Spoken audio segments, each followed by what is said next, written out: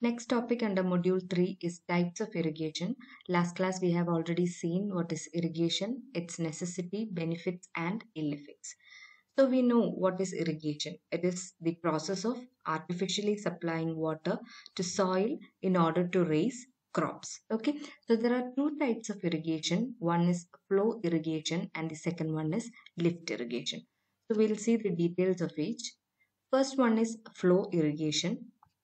Flow irrigation is that type of irrigation in which flow of water to crop field from the source takes place due to component of gravity force. So it is nothing but when the water is available at the higher level and it is supplied to the lower level by mere action of gravity, then it is called flow irrigation. So there is no need for any pump or diversion structures or anything. It just flows by gravity. So here you can see in this figure a stream or a small channel is flowing nearby the side of the irrigation field, and they are getting the irrigation field is getting enough supply of water from this channel. Now this flow irrigation may be further classified into two types. First one is perennial irrigation and the second one is inundation or flood irrigation. Now let's see that. The first one is perennial irrigation. So in this type, the source of water is from a river which is perennial. You all know what is a perennial river, right? It has constant and continuous water supply. So in perennial system of irrigation, constant and continuous water supply is assured to the crops in accordance with the requirement of the crop. So and the crop field, it requires or it gets water throughout the crop period. Now, a weir or barrage is constructed across this river. So here itself you can see some structures are constructed already in order to supply water to the nearby fields. So again, what is a weir and what is barrage? A weir is a barrier that is built across a river in order to raise the water level on the upstream side. I'm coming to upstream and downstream in a while. And then what is a barrage? A barrage, on the other hand, they are adjustable gates, okay, installed. You can see in the case of a dam, there are gates installed over the dam in order to maintain the water surface at different levels and at different times. So weirs are barriers which are constructed to raise the water level, and again barrages are adjustable gates installed over a dam in order to control the water level or maintain the water level. The water which is stored already in dam is diverted into the canal, and by using regulators they are again diverted to the nearby agricultural land for irrigation purpose. Now coming to this upstream, okay, upstream and downstream, these are the terms you should know. Considering a dam, okay, so this is the portion where we are storing water in a dam, and that portion is our upstream side, and the water is flowing through the downstream side. Okay, so this is the upstream side and the water flows through the the slopy portion of the dam, and that particular portion or the lower side is known as the downstream side of a dam. Okay, so upstream is upside and downstream is downside of the dam. Okay, now coming to the second type of flow irrigation, that is inundation or a flood irrigation. So in this kind, as you can see here, the soil is kept submerged and thoroughly flooded with water so as to cause thorough saturation of the land. Okay. So one good thing about this type of irrigation is that it does not require any control structures. Like we said in the case of perennial irrigation, it does not need any control structures like weirs or barrages or any type of regulators when it is constructed. And we know when a rainfall occurs, the level of river rises and the water in the river is diverted into the canals, and from canals it is diverted into the crop field. So if we get plenty of rainfall, then the crop field will be fully flooded with water. So when we are going to plant a particular crop, what they do first is draining of that particular land. Okay, so drain of that particular land and allowed to, or it can be allowed to absorb the water, and then the crop field is made ready to plant the crop. So the whole system depends upon the water level in the river. If there is no much water in the river, then we cannot flood the land by using this inundation method. Okay. And if the river is plenty of water, as I said earlier, the land will be flooded, and sometimes over irrigation can also damage the crop. So this type of irrigation system is not much popular because it can damage the crop due to over irrigation. Okay. So now we have seen one type of irrigation, that is flow irrigation, and flow irrigation is again classified into two types, which are perennial and inundation or flood irrigation. The second type of irrigation is lift irrigation. As we discussed earlier, when the water is available at a higher level and it is supplied to lower level by the mere action of gravity, then we call it as flow irrigation. But if the water is lifted up by some sort of mechanical or manual means, such as pumps, etc., and then supplied to the irrigation land for irrigation, then it is called as lift irrigation. So, lift irrigation is the process of lifting water normally from underground source, that may be a well, okay, and sometimes from surface source like rivers, ponds, etc., by pump, that is a mechanical power, or man or animal power. So anything can be used in order to lift water, and then this lifted water is supplied to the agricultural field. So you can see here mechanical powers are used in order to lift water into the water storage device. Okay.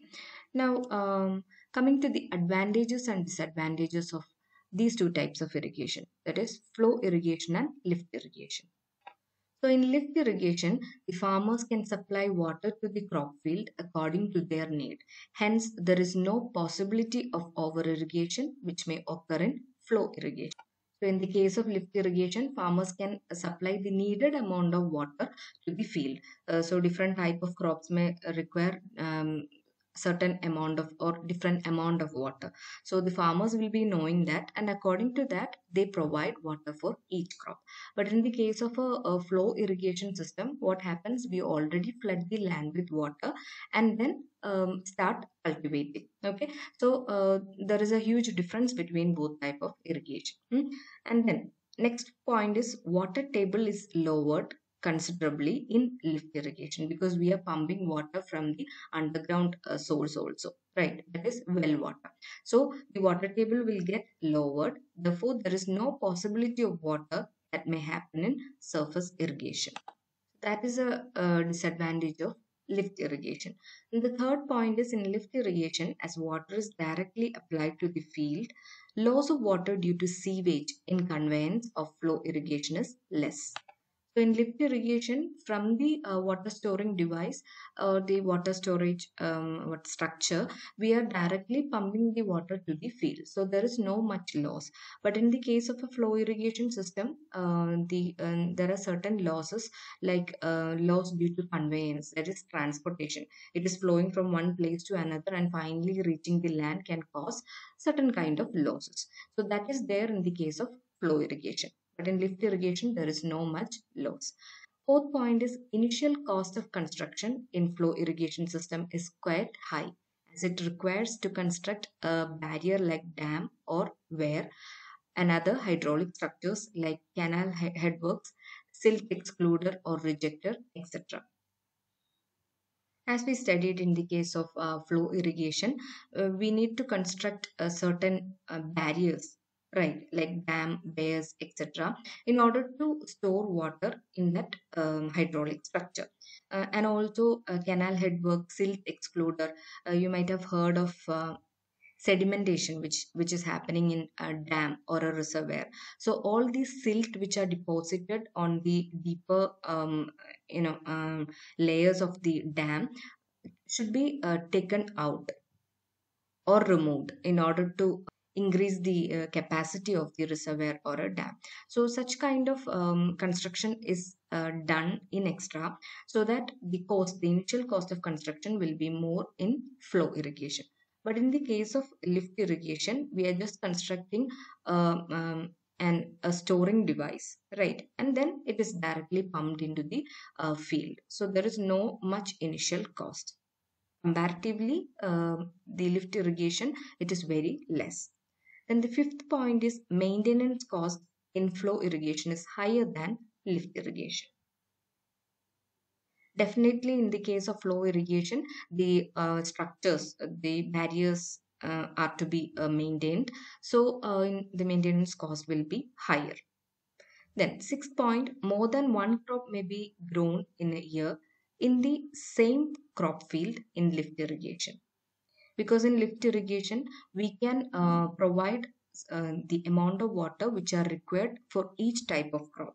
But in an inundation type, the waters or the land is made stagnant, or it is flooded with water, and then all the type of crop will be grown in that particular land only. So the need cannot be met. Okay. And the seventh point, yield of crop in flow irrigation is more than lift irrigation water. So in flow irrigation, the yield of crop is much more, because the land is flooded all the time. Okay. Now talking about the storage, you should also know these terms: diversion scheme, storage scheme, combined storage, and diversion scheme. Sometimes the water required for irrigation may not be stored. Okay, it can just be diverted to the canals or the field which we are going to irrigate. That practice of irrigation is called direct irrigation or diversion scheme. In direct irrigation, no storage of water upstream of a diversion where is provided. Water is directly diverted to canals without any storage. But in the case of a storage irrigation system, as the name indicate, we are initially storing the water, right, with the help of structures like dams. So a dam is constructed across the reservoir to store water upstream in a reservoir. So in this scheme, bigger area could be irrigated to raise more crops, and this system is also very costlier compared to the other. So you can see here, the water is stored in the dam, and then it is moved to the downstream. Now, the third type of scheme is combined storage and diversion scheme. So it serves both the process, like storage, and also it divert to the fields required. Okay. So in this type, a dam is constructed across a river to form a reservoir. Then a weir at a suitable site is constructed to divert this available water to the crop field. So you can see here the water is stored initially, and then when it flows downstream, again it is diverted to the field. So diversion is also carried out, and storage is also done in this combined storage and diversion scheme. Now, this point you should remember: the combined storage and diversion scheme, along with the aim of irrigation, all these purposes can be served. Like we can do hydroelectric power generation, water supply will be smooth, then flood control in the river valley, fishery, recreation. All these purpose can be served with the help of irrigation.